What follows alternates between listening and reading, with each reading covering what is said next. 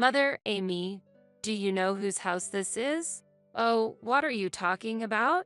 It's Danny's, of course. That's why I'm the most important here. That's right. It's my brother's house. Why are you making a fuss? My name is Susan. I'm a 55-year-old housewife working part-time. I married my classmate Danny, and it has been 30 years. We thought we could finally enjoy our time together after raising two children to adulthood. However, our time alone was very brief. After my father-in-law passed away, my mother-in-law moved into our house. Danny, I'm lonely without dad here. Let's live together. My mother-in-law, Helen, is 78 years old. She might be at an age where loneliness is typical, but it doesn't apply to her. Her back and waist are straight. She has no chronic illnesses or history of hospital visits. And her voice and demeanor are large. She is exactly the type that thrives on animosity. I could do everything myself, but I wish you had decided to move in when you were a bit weaker or had health issues. Sorry, Susan. Should I send her back to live alone for a bit longer? Although my husband tried to decline the proposal to live together that his mother started, she did not back down, so he discussed it with me as a temporary measure. My husband always makes sure to consider my feelings on important matters. He's a kind man. It feels wrong to force my kind husband to send his own mother away. Your mother won't back down when she started, right? I'll try considering living together as a trial. But I think she will definitely harass you, Susan. She was terrible even when we introduced you during our engagement. You remembered that incident? Can we end the living arrangement if she angers me even once? Susan, you are strong. My life with you is what matters most. If you think it's too much, we'll stop living together with her. Thus, I accepted living together with my mother-in-law. Thank you, Danny. I think we'll have a good time from now on. Mom, don't bother Susan or say weird things. What? A daughter-in-law should respect her mother-in-law, right? I'm worried Susan might be rude to me. Mother, welcome. I look forward to living with you from today. Oh, you're acting so important. You talk like you own this house. Mom, it's okay, Danny. It's a new environment. She must be nervous. Susan, Mother, this is your room. If you need anything, please let me know. Well, it's not bad. Since it's Danny's house, that's only natural. Yes, Danny cleaned up the room for you. So, from today, this is my room, and that daughter-in-law better not enter without permission. Mom, what are you saying? Right? It's not nice to have someone enter your room without permission. Should I ask before cleaning your room? I'm worried about the standard of your cleaning. I'll do it myself, so just leave me alone. Understood. Then, you will do the cleaning of your room by yourself. I ignored my mother-in-law's sarcastic remarks like this. That night, after we went to the bedroom, my husband apologized to me. Susan, I'm really sorry. I think Mom will be like this every day from now on. Well, the fact that your mother is still so energetic must be a good thing. But it's typical mother-in-law harassment. Even today, saying things like that daughter-in-law.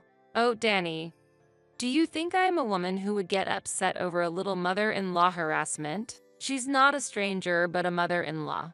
I feel so sorry for you, Susan. I'm happy you feel that way. It would be hard for you to be caught between me and your mother, so I'll handle it. Thank you. You can decide whether to continue living together with her or not. It's hard to believe such a kind and considerate person was raised by that mother-in-law. Maybe he inherited his father's blood, who was a quiet man of common sense and propriety. With that thought, I prepared for the upcoming mother-in-law and daughter-in-law battle and went to sleep. Susan, this soup is too bland to drink.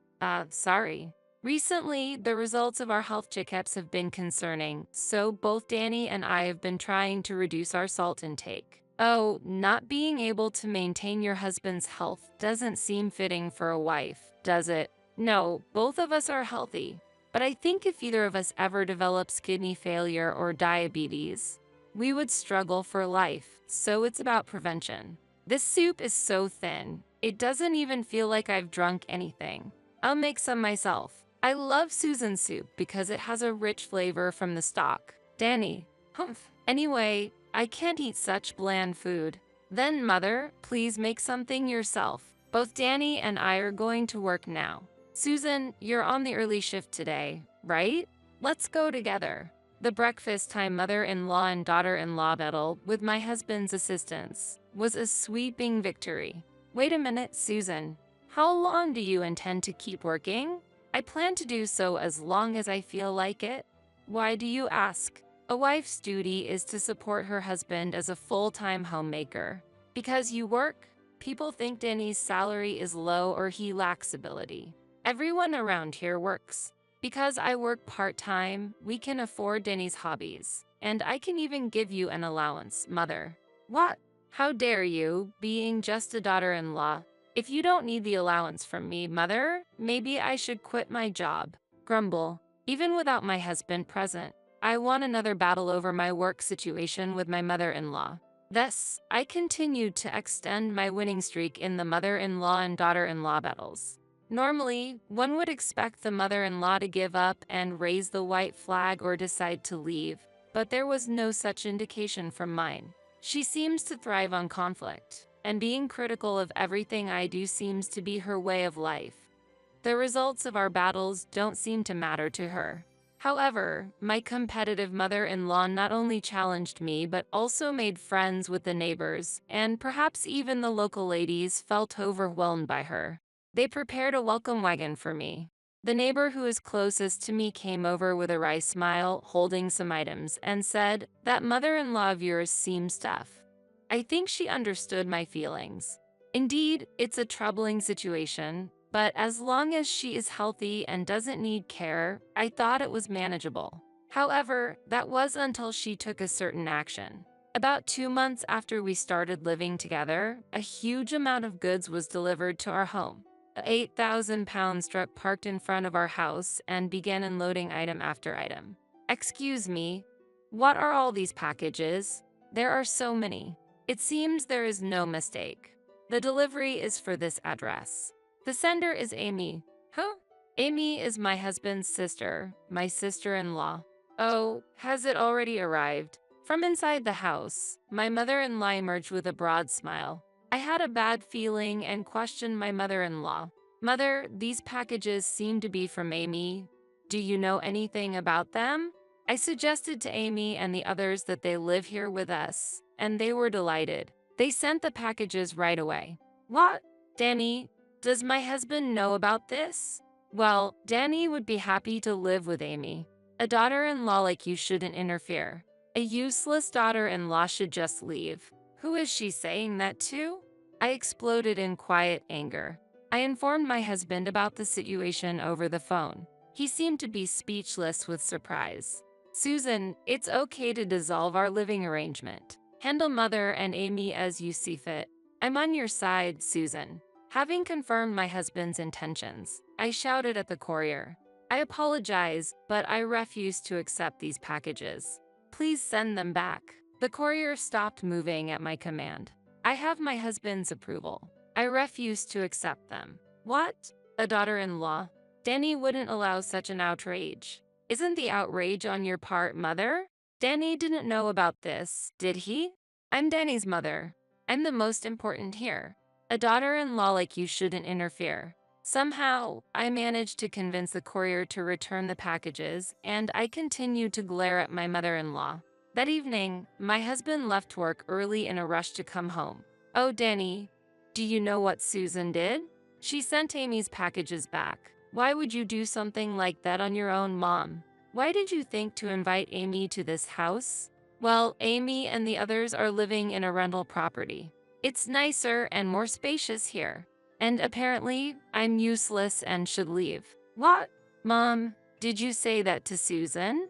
Yes. Susan doesn't respect her mother-in-law, and she decides important things on her own. Mom. At that moment, there was a loud knock on the front door. It was a very impolite visitor who didn't use the intercom. That rude visitor was my sister-in-law, Amy.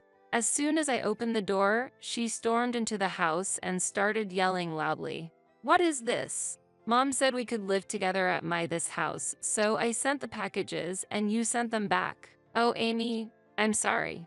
This was Susan's doing. She sent them back on her own. My mother-in-law spoke as if she were the victim. What's going on, Susan? Why did you send the packages back? As a daughter-in-law, you shouldn't defy my mom, just obey her quietly. My sister-in-law shouted as if she was about to grab me by the collar. I doubted whether my husband was really his mother's son, but it was clear that mother and daughter were indeed related. Their shamelessness was strikingly similar. And, as a daughter-in-law, Amy, did you obey your own mother-in-law? Amy often clashed with her mother-in-law because of her personality, frequently running back to her parents' home to complain. That's a different matter. Hand over the house quickly. Danny, did you hear that? Susan made a sarcastic remark to Amy. What a terrible woman she is. In response to my counter-argument, my sister-in-law's face turned red with anger, and my mother-in-law dramatically feigned surprise. At this, my husband spoke up in exasperation. The fact that Amy argues with her mother-in-law is true. It's not sarcasm or anything else. Brother, why are you taking this woman's side? It's natural for me to support Susan, right? Amy, you would complain a lot if your own husband supported your mother-in-law or her family over you. Well, it seems I have no choice but to support this woman because she's threatening me. Danny, rest assured. Let's kick this woman out and live happily with mom here. How convenient their interpretation can be, this mother and daughter. It was so absurd that I completely relaxed my shoulders. I don't know what you interpreted to think you could live here, Amy, but please go home. Susan and I didn't agree to any living arrangement with you. What were you thinking? Go home. Even my usually composed husband seemed at a loss for words. Go home? How can you say such a terrible thing? No, I'm going to live in this beautiful house. Mom, kick out the nuisance. I'll say it again, Amy, please go home. At this point, even I was beginning to get angry. Mother, Amy, do you know whose house this is? I sighed deeply and questioned my mother-in-law and sister-in-law. Oh, what are you talking about? It's Danny's house, of course. That's why I'm the most important, isn't it? That's right. It's my brother's house. Why are you fussing about it? I should have explained when we built the house, but this house belongs to Susan. Upon my husband's casual remark, my mother-in-law and sister-in-law were taken aback. What are you saying? That a daughter-in-law could be the owner of the house? That's ridiculous. This woman has deceived you, brother. Take back the house. At this point, it seemed they wouldn't listen to anything I'd say. My husband must have thought the same and took over the explanation. Susan is skilled in investments, and she built this house with her profits. Yes, I had been making profits through investments. I came from a wealthy family and had been studying money management from a young age. After discussing it with my husband, we decided to use the steadily accumulated profits to fund the building of our house. Do you understand now? I am the owner of this house. I am the head of the household on the family register. As we spoke back and forth like a comedy duo, my mother-in-law glared at us. Even if you are the homeowner, Susan, normally a wife follows her husband. You really are a shameless woman. I never told Susan to invite Amy. What are you saying, Danny? Make proper use of your wife. My mother-in-law's anger increased with my husband's remarks. Mom, I completely disagree with that way of thinking. Susan is my partner, sharing life with me, not married to be a housemaid or servant. Calmly yet firmly, my husband explained to his mother. Susan has given me many happy moments as a couple and as a father, and she will continue to provide happy times as my spouse. His words, as if he were openly doting on me, moved me deeply. Danny, I feel the same way about you. My mother-in-law clenched her teeth in anger, her face turning red. Meanwhile, my sister-in-law Amy watched us with shining eyes. I knew it. Susan isn't just ordinary. Amazing. We were both surprised by my sister-in-law's sudden change in attitude. If Susan could get a house through investments, then I can do it too. I was even more surprised by her words. Yes, but in my case, I've been making profits through investments since I was young. It seemed my sister-in-law misunderstood, thinking she could quickly profit from investments. This isn't the time for this. I'm going to start investing right away. With that, Her previous aggressive demeanor vanished, and she disappeared in a flash. Uh, Novices aiming for big profits in investments often fail.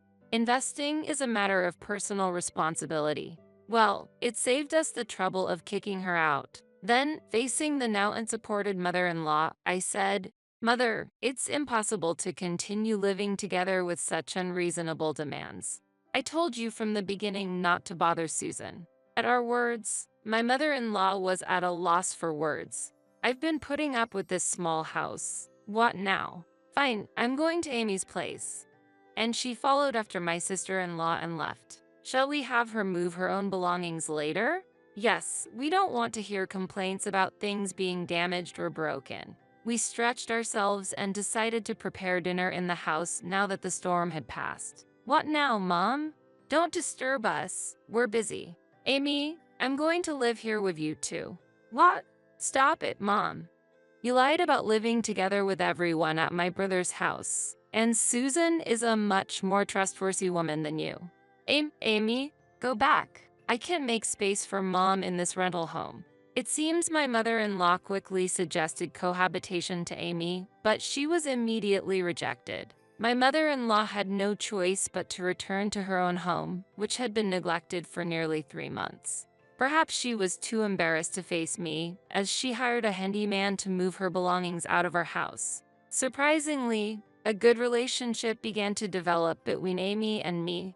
Amy tried to start investing right away, but her husband found out and stopped her. However, as they discussed investments, their conversations as a couple increased and their marital relationship improved. Then, they started asking me for advice on investments. I emphasized that investment outcomes are a personal responsibility and that aiming for large profits often leads to failure, and decided to teach them the basics. Now, when Amy comes to my house, she contacts me in advance and brings a small gift. When she leaves, she cleans up, even if it's something simple, and expresses her gratitude.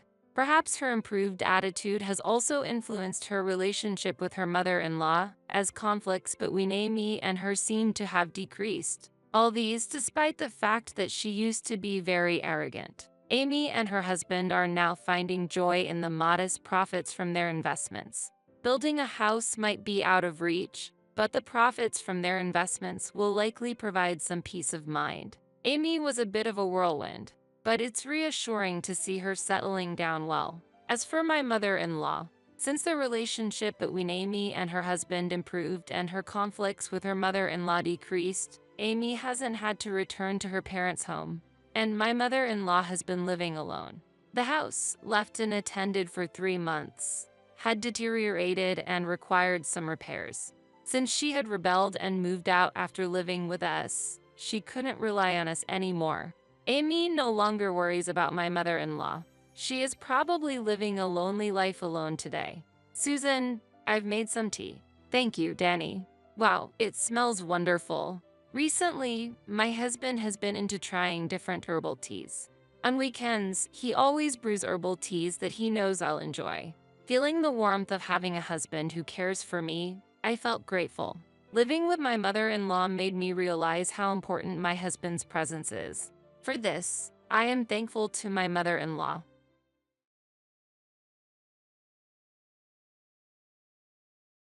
Business trip?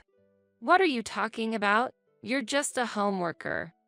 Are you just trying to avoid household chores? No, it's really for work. Don't argue.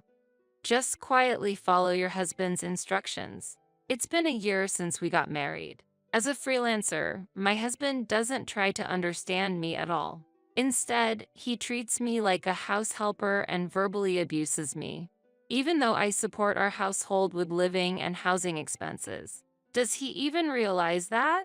Yet instead of being grateful, he just keeps exploiting me. When he says things like that, I can't stay silent anymore. Threatened with divorce papers several times by my husband, I decided to use him in return. Imagining his perturbed face, I headed to my business trip. I am Anna Norman, 29 years old, working at a publishing company. My husband's name is Eric, 34 years old, 5 years my senior. We met 3 years ago during a work visit to a disaster-stricken area. Eric was also doing a job similar to mine, reporting on the situation and writing articles.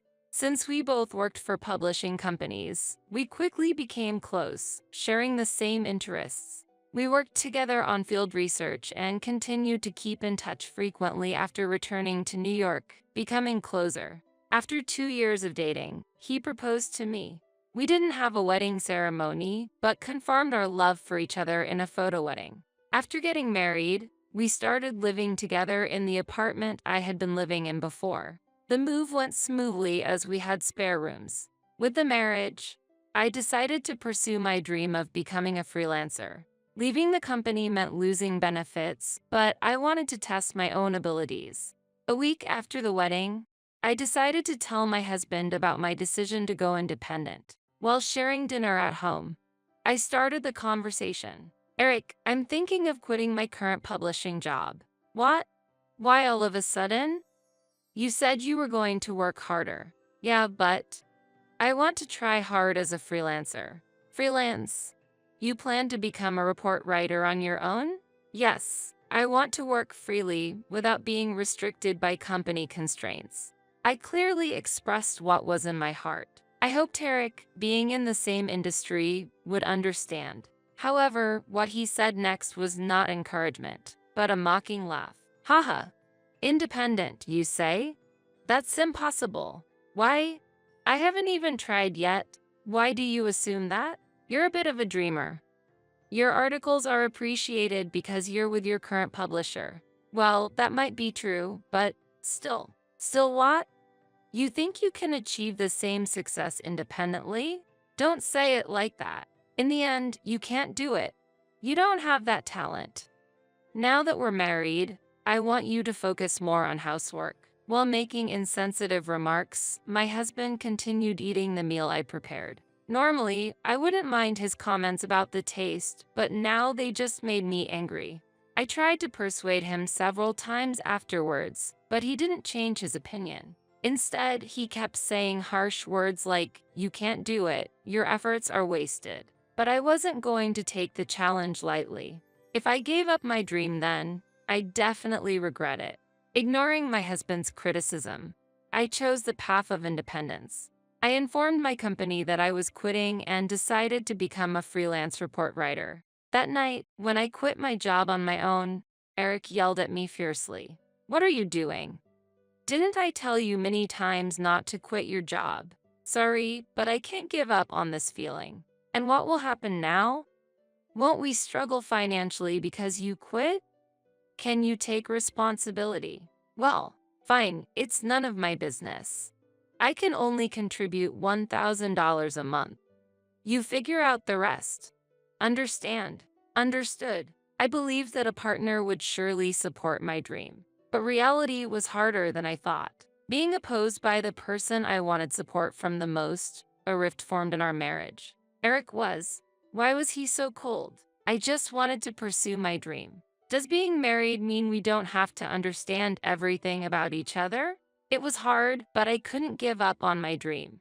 I've decided to act against my husband's opposition, no matter how difficult it was. My resolve only got stronger.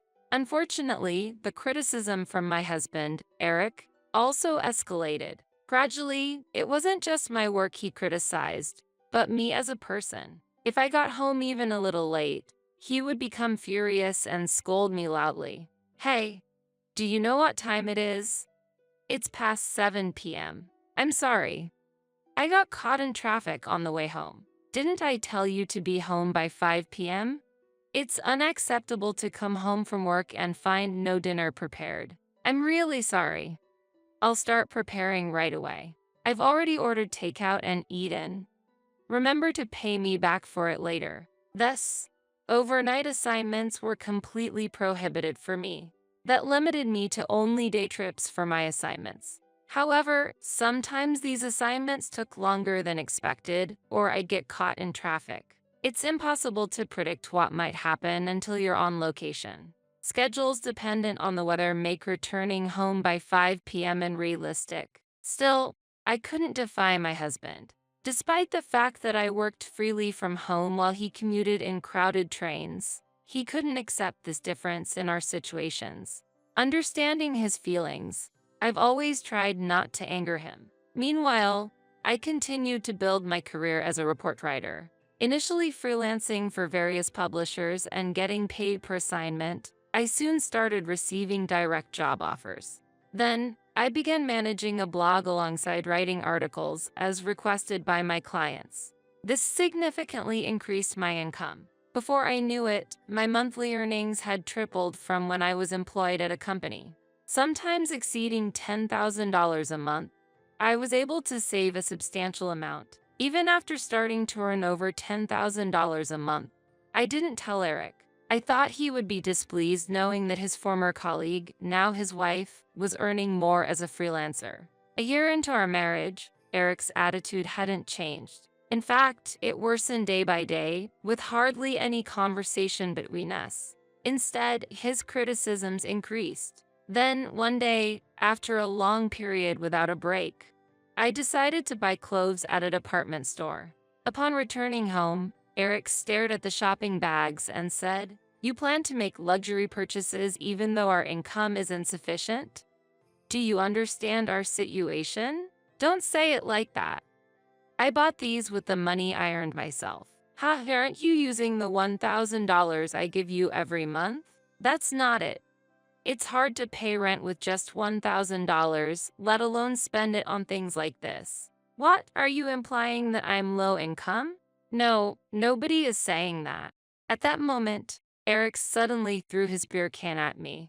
Fortunately, it didn't hit my body, but it spilled beer on my clothes. "What are you doing?" As I shouted, Eric's face turned red and he raised his voice. "I'm giving you $1,000 every month, even though you quit your job on your own. Aren't you grateful?" "What are you talking about? I'm paying for the rent shortfall, utilities, and groceries from my income. You're probably just dipping into your savings, right? There's no way you, a freelancer, can earn more than me. If you don't believe me, that's fine. But I am not causing you any trouble. Say whatever you want, haha. Just remember, you won't get any allowance if you come crying later." Eric didn't apologize for throwing the can and smirked at me. My patience with him had reached its limit. Several months later, I received a direct assignment from a publishing company I regularly contribute to, which required traveling abroad to write about natural disasters. It was obviously impossible to make it a day trip since the destination was overseas. Therefore, I decided to inform Eric about the details of my work. "Eric, I'm sorry it's sudden, but I have to go on a business trip overseas this weekend." "A business trip? It's weird for a freelancer like you to say that.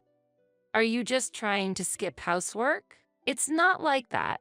It's really for work. A freelancer like you going on an overseas business trip? Don't tell such ridiculous lies." "It's not a lie. I received a direct request from the publisher. Just be quiet and listen to your husband. Don't argue with me." Eric kept blaming me as if I was being selfish. Overwhelmed by the absurdity, I looked firmly at Eric. He showered me with unbelievable words. "Do you even understand your position? You call yourself a report writer, but you're almost like an unemployed. I'm continuing this marriage with such a woman, you know? Continuing the marriage. You're talking as if you're doing me a favor? Yes, haha. You can't live without me. If you're dissatisfied, let's get divorced." Eric pulled a divorce paper from his suit pocket and placed it in front of me. In that moment, my temples throbbed with unprecedented anger. I couldn't tolerate it any longer. I had no intention of continuing this marriage after being treated so unfairly. I decided to turn the tables and use him. Eric had a habit of using divorce papers as a threat whenever he was displeased. Until now, I had always apologized to avoid divorce, but that was no longer necessary. I filled out the divorce papers and successfully submitted them to the city hall while he was away. With that, our marital relationship was over. At the same time, I proceeded to cancel the contract for our apartment at the end of the month. Additionally, I decided to go ahead with my scheduled overseas business trip starting from that day. Of course, I didn't tell Eric anything, leaving messages and call notifications disabled. After completing all the procedures, I returned home after 2 weeks. It was already past 8 p.m. and the house was lit up. Although I wanted to avoid seeing him, I couldn't just stay away. With a sigh in my heart, I opened the front door. Hearing the noise, Eric quickly approached from the living room. When I looked up, there he was, standing with his arms crossed. Before I could speak, he began yelling loudly, "You? How dare you come back so casually?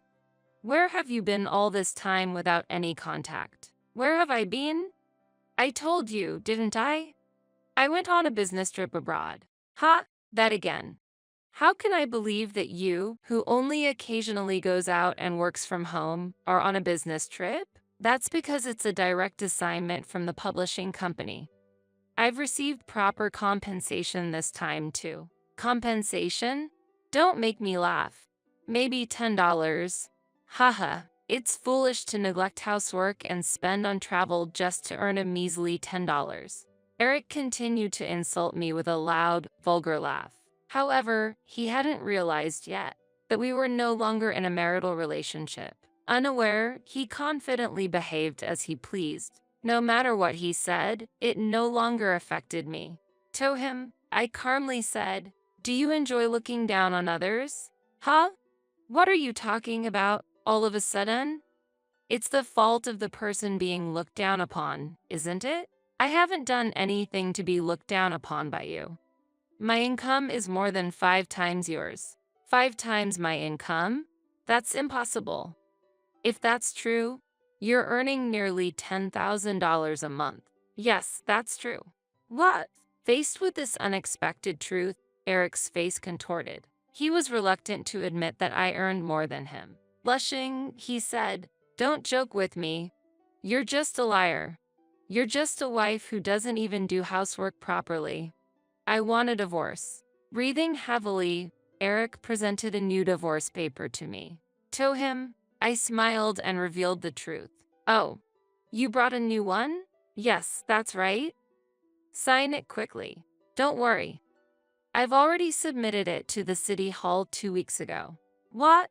What are you talking about? Why are you still in this house if we're no longer married?" Confused by my statement, Eric began to speak hesitantly. Swallowing several times, he finally spoke. "What do you mean? You submitted the divorce papers? Why would we not be married?" "Why?" "Because you presented me with the divorce papers, didn't you?"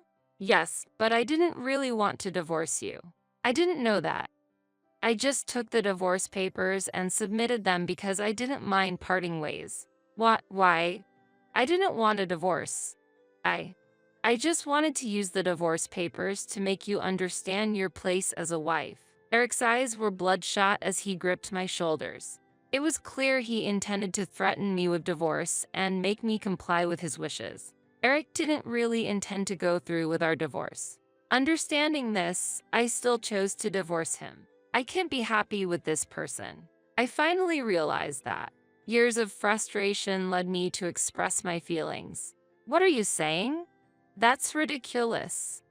Do you understand how I felt during this past year of marriage? I expected you to be my biggest support, yet you mocked my dreams and shattered my heart.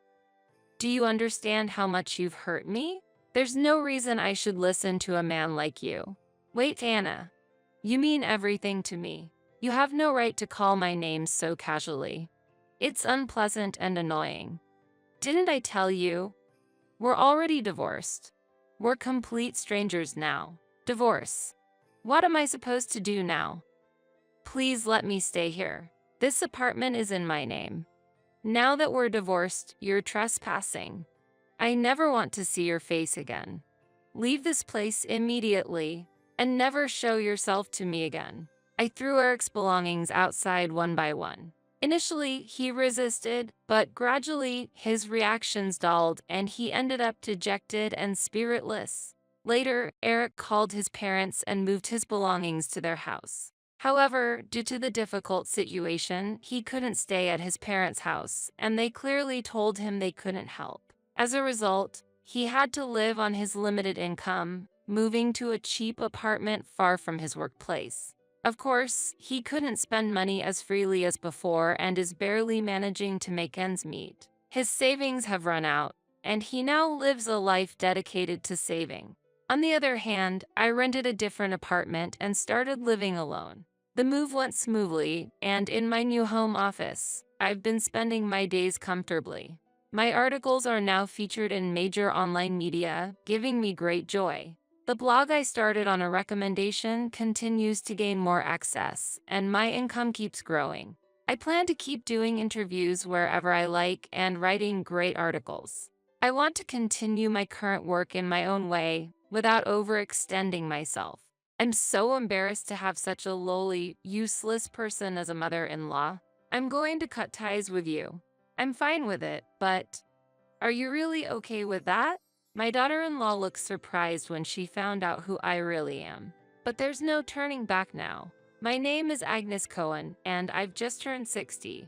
Born to an American mother and a Singaporean father, I am half Singaporean. I was born in Singapore and lived there until I was 17. My father ran a business in Singapore and was usually busy, so our family time was limited to long vacations. Now, my brother runs that company. When I was 17, I moved back to the US with my mother. My father and brother stayed in Singapore, not because my parents had a bad relationship. Perhaps they wanted me to experience different things. So, leaving my father and brother in Singapore, my mother and I moved back to the US and lived at her family home. When I graduated high school, my mother asked me about my future. She said, "I'm going back to Singapore, but you should decide what you want to do, Agnes." I wanted to learn more about the US, my mother's birthplace, so I chose to stay and live at her family home in the US. My mother returned to Singapore, resumed living with my father, and my brother married someone he met in Singapore after graduating from university there. I went to a community college in the US, prioritizing proximity to home. Having lived in Singapore for 17 years, I wasn't very familiar with American colleges, but I didn't fuss over it as I was used to studying independently. Raised overseas and with a mother passionate about education, I could fluently speak 4 languages before even entering college. After graduating, I worked at the US branch of my father's company and am now the deputy representative. Though I'm the deputy representative, it's more of a title at my age. I leave the operation to the younger staff, focusing on their global and professional growth. At 28, I married my current husband, whom I met on a trip. We have 2 children and have lived happily. This spring, my eldest son Justin married Christina, whom he met through work. Justin is calm and kind but sometimes indecisive. He accepted a marriage proposal from Christina.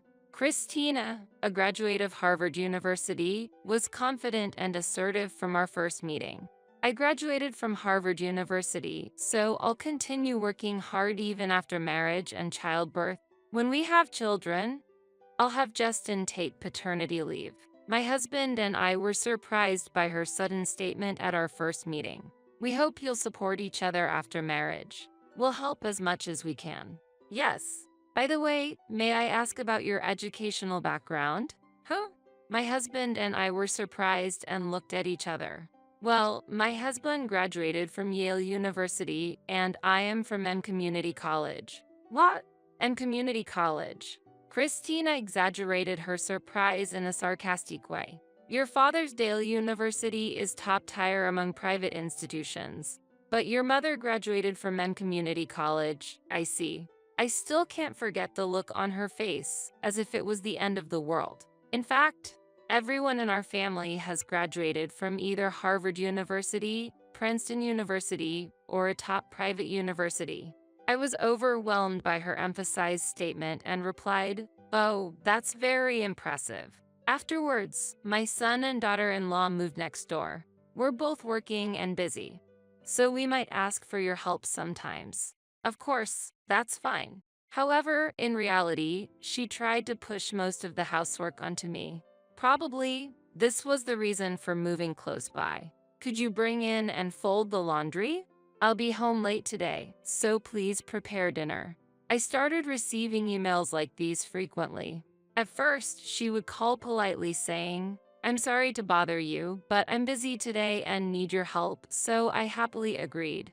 Gradually, the calls turned into emails, and eventually, these emails became more commanding. From twice or thrice a week, it became almost every day.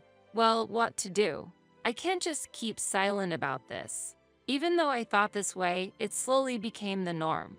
One day, I received a call from a subordinate on my mobile phone, urgently requesting my presence at the office.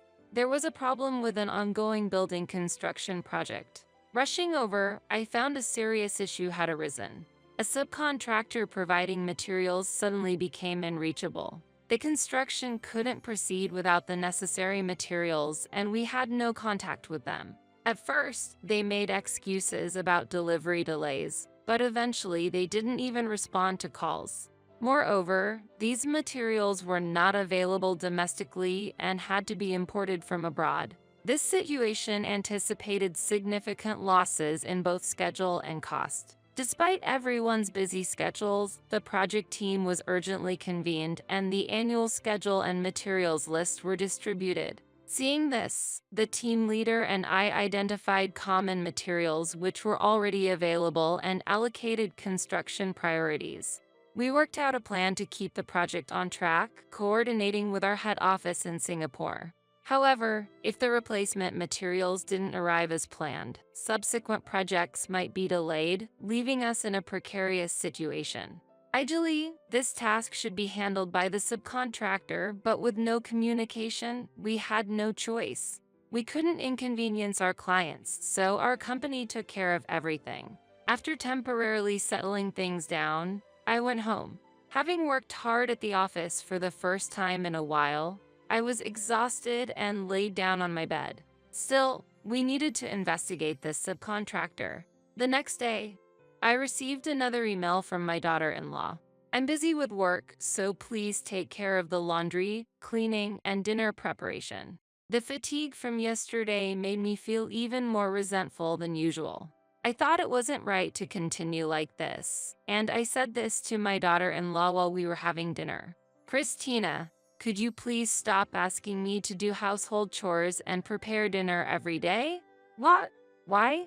Christina looked surprised. Why? Because I have my own family matters to attend to. You and your husband should be helping each other out, but you have more free time, right? I'm busy every day. You don't know how much work a Harvard University graduate like me is asked to do. Saying that sounds odd.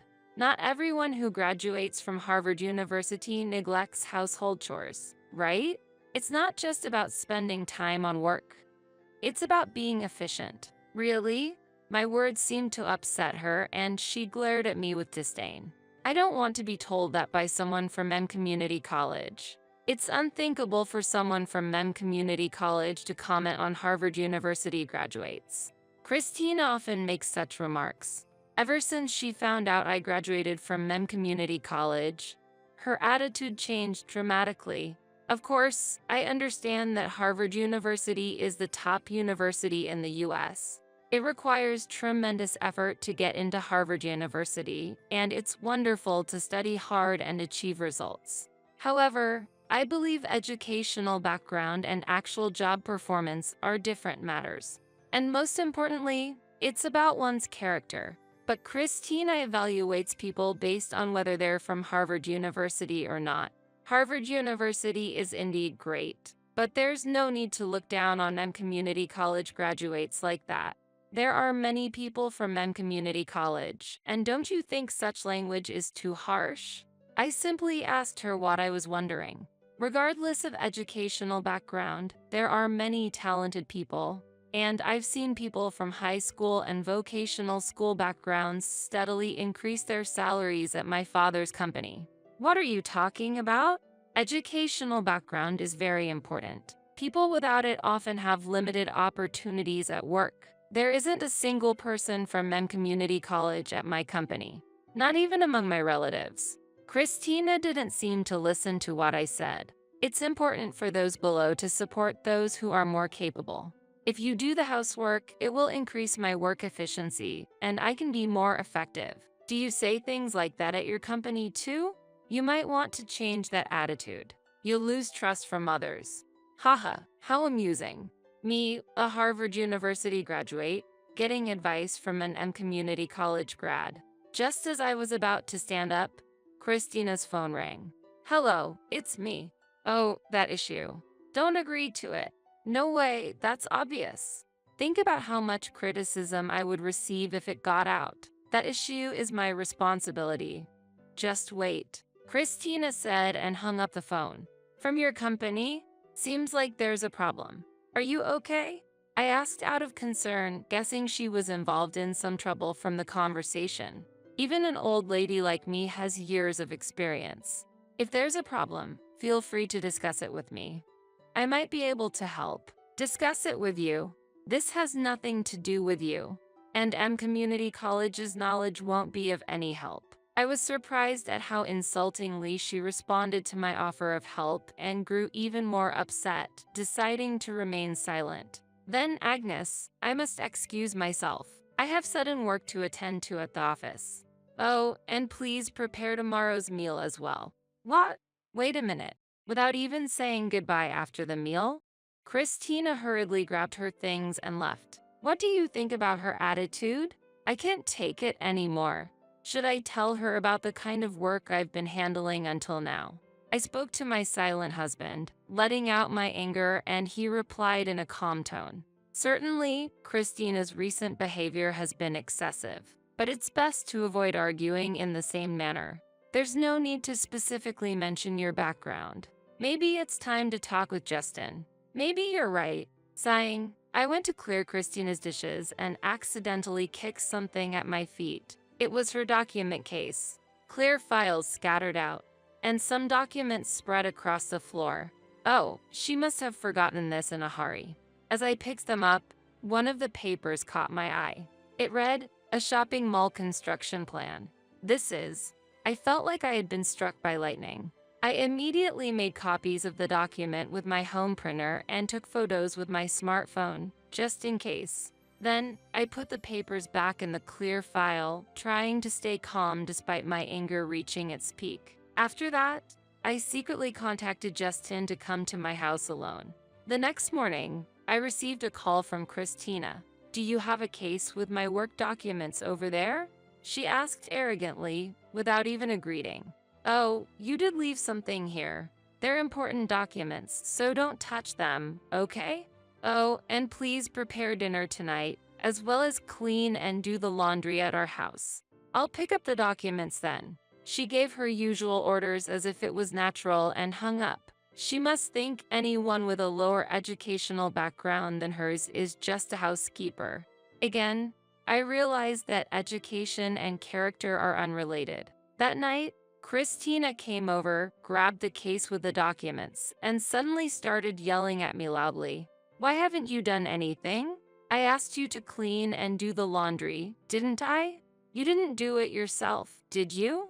I asked you, didn't I? Have you forgotten? That was a request. It didn't seem like one to me. Stop making excuses. Explain why you haven't done it. You're the one who needs to explain. Why should I have to do everything for your house every day? Because I told you I'm busy with work. Everyone manages to balance work and home life by being inventive and doing things themselves. Even when we were young and very busy with work, my husband and I supported each other and got through it. You just did tasks like serving coffee or copying documents, right? Because you're from Community College. The work I'm handling as a Harvard University graduate is completely different. Judging from your behavior, you don't seem capable of handling work. Not intending to just comply today, I decided to honestly express my thoughts. Christina's face twisted even more with anger. I can't stand it anymore.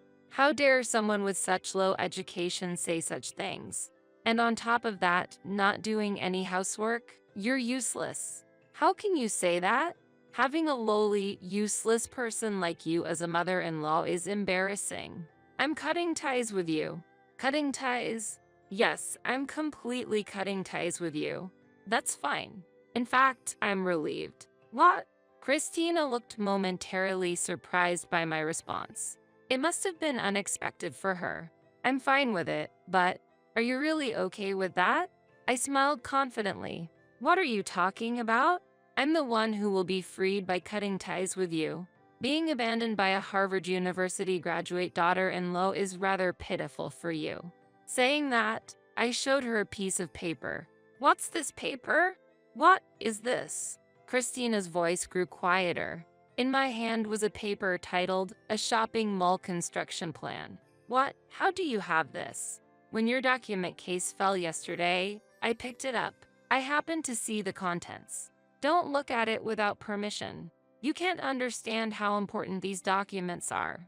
They must be quite important. Important to my company, too. What? Do you know how much trouble your company has caused us? How much everyone is struggling? Once the situation stabilizes, I'll make sure it's thoroughly investigated. What are you talking about? Still not comprehending the situation? Christina looked at me with fearful eyes. I decided to explain slowly. This document, it's a contract for a joint construction project, right? Between your company, mine, and the manufacturer. Look at the top, it says Moana Group American Branch. I'm the deputy representative there. I smiled brightly. What? Christina, sweating, attempted to refute. That's impossible. You, an M Community College graduate, a deputy representative of such a big corporation. The headquarters are in Singapore. Of course, I know that. My brother is the president of the Singapore headquarters. What? You judge people solely on their educational background, never interested in what comes after the university name. I spent my time in Singapore until I was 17. I can speak not only English but also Chinese and French. What? I chose M Community College because it was close to my grandmother's house where I lived. I was new to the USA and unfamiliar with American universities. I wasn't particularly concerned about the university name. So, I don't want to boast about myself like you do. Now, let's get back to the main topic. Now Christina's face was ashen. The delays in material delivery, blaming the transport company, and then no contact at all. That was your company, right? And you were the team leader. No, that's not it. The order mistake was made by my subordinate. I didn't know. You just admitted to an ordering mistake. I didn't mention anything like that. Oh no. When I heard your company suddenly stopped communicating, I suspected an ordering mistake and first focused on resolving the situation. I planned to check the details once the communication was restored. No, but now you've just admitted to an ordering mistake. And from the earlier phone call, it seems you, as the responsible party, tried to silence and hide it. Christina's voice became so weak it almost disappeared. Despite making a mistake, you didn't apologize, tried to hide it, and didn't consider solutions or alternatives, pushing the problem onto us. Even being a Harvard University graduate, it seems you're incapable of handling your job. Don't joke around. I'm from Harvard University, so I have superior knowledge and skills. The name of Harvard University alone seemed to be maintaining her self-esteem and confidence. At least I've never thought of you as intelligent. I said it clearly, and she collapsed to her knees. I'm the deputy representative of this company, fully responsible for the U.S. branch of this project. We will cease all future dealings with your company and claim damages related to this project. Wait, my superiors don't know yet. I'm your daughter-in-law, right? Can't we resolve this issue internally, please? Christina's attitude changed completely. She was practically begging me then. But we just cut ties, didn't we? I'll take it back. Think about Justin. Isn't it sad for him? No need to worry about that. What? Justin and my husband appeared from the next room. They had been listening from the beginning. Why are you here? I heard everything yesterday. I knew you boasted about your education, but I never thought you looked down on mom just because she's an M community college graduate. Well, I felt bad for working late every day, but I never imagined you were making mom do the cleaning and laundry every day. You said we were eating at my parents' house because you got along well with mom. I can't live with someone who despises my parents so much. Wait, just a minute. I have something I'd like to say as well. My husband, who had been silent until now, spoke up for the first time. Despite your demeaning remarks about my wife being an M community college graduate, I stayed silent because our son chose you. I thought I'd wait and see, but your attitude never changed, and you've been deceiving him. And trying to cover up your failures at work with lies and hiding information. You might be academically smart as a Harvard University graduate, but there's a lot missing in you as a person. His calm yet convincing speech left Christina unable to retort. My wife, whom you scorned, is far smarter than me, a Yale University graduate. She also has international experience. Yet, she never becomes arrogant or looks down on others. It's because of her qualities that I cherish and respect her. Honey, though I felt happy with my husband's words, this wasn't the time to revel in them. I looked at Christina. Judging people solely by their educational background is the problem. Of course, there are wonderful people who have both education and humanity. Ultimately, a person's worth is determined by their ability to empathize with others and build trust, both in work and at home. Whether my words reached her or not, I couldn't tell. She just stared at the floor. About a month has passed since then. Christina's company seems to be on the brink of bankruptcy. Paying damages to our company has caused their reputation in the industry to plummet. New projects have ceased to come in, and their performance has rapidly deteriorated. Naturally, part of the responsibility lies with Christina, the project leader who didn't tell the truth to clients and colleagues and tried to hide the mistake. Given her character, she probably lacked popularity among her peers. During the HR investigation, her subordinates testified about the pressure from Christina. It appears that she, having caused significant damage, might be sued by the company. On the other hand, my company overcame the crisis by responding diligently, building further trust with clients and manufacturers, and receiving more job requests.